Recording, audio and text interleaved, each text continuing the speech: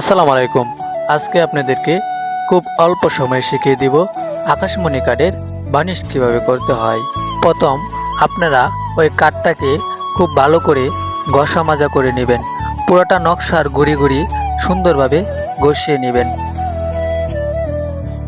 তো আমরা আস্তরার পুটিংটা আগে দিয়ে ফেলছিলাম, তার পরবর্তী টানটা দিবেন আপনারা গালা দিবেন, আর গালার সাথে আপনারা একটু ফ্রেশ ওয়াটার দিয়ে দিবেন, তাহলে মালটা একটু তেলতেলা ভাব ধরবে। সাথে 1 চিমটি ফিউরি দিয়ে দিবেন যাতে ওই মালের কালারটা আসে। মালটা গুলে আপনারা ওইটাকে ব্রাশ দিয়ে ঝাড়ু দিয়ে দিবেন।